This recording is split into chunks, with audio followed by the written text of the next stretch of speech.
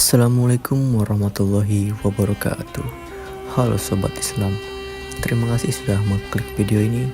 Sebelum mulai videonya, saya doakan semoga Sobat Islam semuanya selalu diberikan kesehatan dan kemudahan dalam segala urusan. Jangan lupa untuk like dan share video ini agar kita selalu berbagi kebaikan dan inspirasi.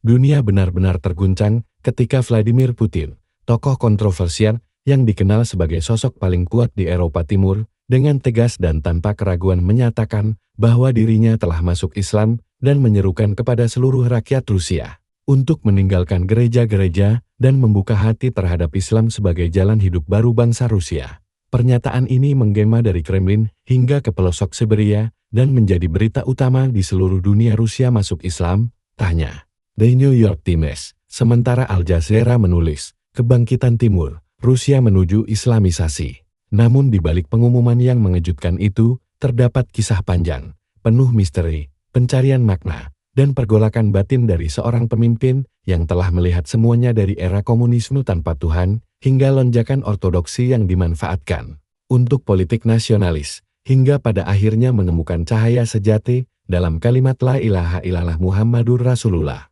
Semuanya bermula dari perenungan yang mendalam setelah insiden pribadi yang mengubah segalanya. Pada suatu malam dingin di tahun 2021, Putin, yang saat itu dalam keadaan sakit karena komplikasi tekanan darah tinggi, bermimpi aneh. Ia mendapati dirinya berjalan sendirian di sebuah padang luas tanpa batas. Dan di hadapannya muncul sosok bercahaya berpakaian putih yang mengucapkan satu kalimat lembut, namun mengguncang jiwanya. Hanya Islam yang menyelamatkan dari api dunia dan akhirat.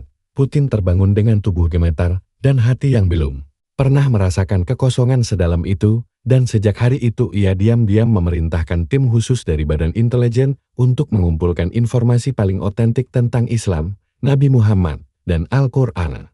Ia membaca, menonton, mendengar, dan bahkan menghadiri kajian online dengan penyamaran melalui server anonim. Hingga akhirnya, pada tahun 2022 ia mengutus agen khususnya untuk menyamar sebagai turis dan menyelidiki kehidupan masyarakat muslim di Tatarstan, Chechnya, dan Dagestan. Hasil laporan agen-agen itu sangat mengejutkan. Di tengah kesederhanaan hidup umat Islam di wilayah itu, mereka mendapati tingkat kejujuran, disiplin, ketenangan batin, dan solidaritas yang tak ditemukan di pusat-pusat kota modern Rusia. Laporan itu menyebut bahwa masyarakat muslim jauh dari alkohol, bebas narkoba, kuat dalam keluarga, dan hormat terhadap orang tua semuahan yang hilang dari peradaban Rusia modern. Ini membuat Putin semakin penasaran, dan pada bulan Ramadan 1444 jam, ia diam-diam mengundang seorang ulama besar dari Dagestan ke rumah peristirahatannya di Sochi untuk berdiskusi selama 3 malam berturut-turut. Diskusi yang membahas tentang tauhid, mukjizat Al-Quran, kehidupan Rasulullah, dan makna sebenarnya dari takwa. Dan pada malam terakhir, Putin menangis. Untuk pertama kalinya dalam hidupnya, ia merasakan bahwa seluruh kekuasaan, jabatan, dan pengaruh yang ia miliki ternyata tidak berarti apa-apa dibandingkan dengan keagungan Sang Pencipta. Namun ia tahu bahwa masuk Islam bukan hal yang bisa dilakukan sembarangan, terutama di negara sebesar Rusia dengan sejarah Kristen Ortodoks yang mengakar dalam. Maka ia pun mengambil pendekatan yang lambat namun pasti. Ia mulai membentuk komite rahasia dalam pemerintahan yang mengkaji kemungkinan transformasi spiritual nasional, termasuk pemetaan potensi penolakan, serta strategi komunikasi dan pendidikan massal tentang Islam.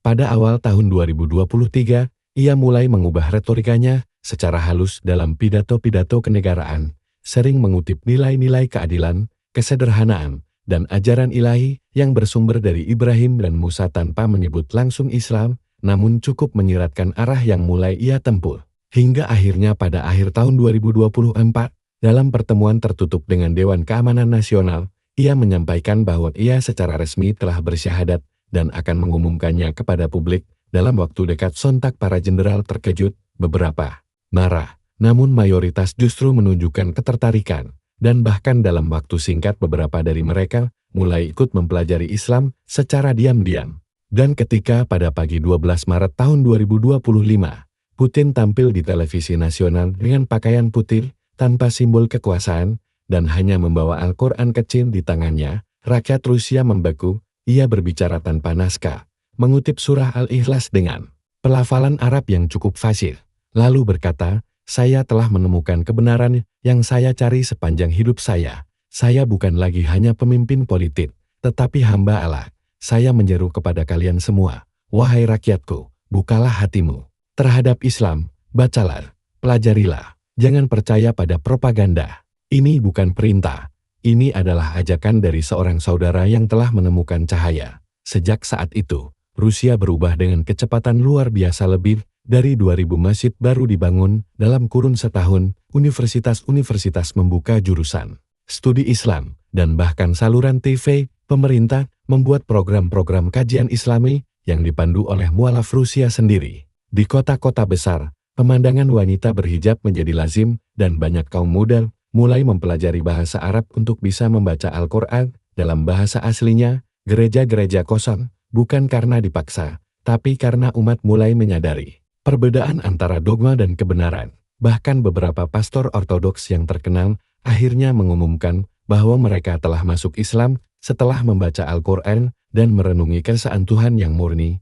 tanpa perantara. Perubahan ini juga mengubah geopolitik dunia. Negara-negara Muslim seperti Turki, Iran, dan Indonesia menyambut dengan tangan terbuka, sementara Barat mulai ketar-ketir. Uni Eropa mengadakan pertemuan darurat membahas pergeseran ideologi. Rusia, NATO menilai ini dapat mengubah keseimbangan kekuatan global, namun Putin tetap tenang.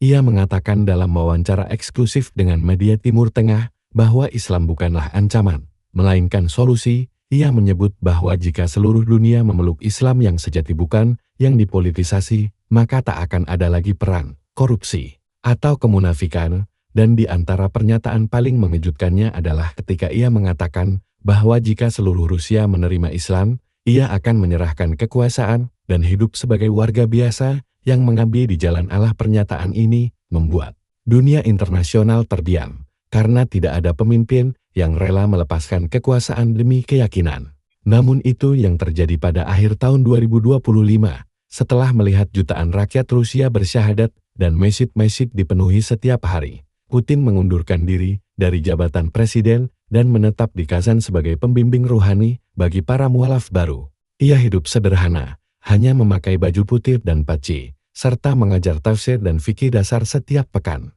Kisahnya menjadi inspirasi dunia. Mantan agen KGB yang dikenal sebagai pemimpin paling keras kepala di dunia, kini menjadi dai yang lembut dan penuh kasih, dan transformasi Rusia menjadi negara dengan mayoritas Muslim yang taat menjadi salah satu peristiwa sejarah terbesar abad ini, tidak dengan kekerasan, tidak dengan paksaan, tapi dengan kebenaran dan cahaya yang menembus hati.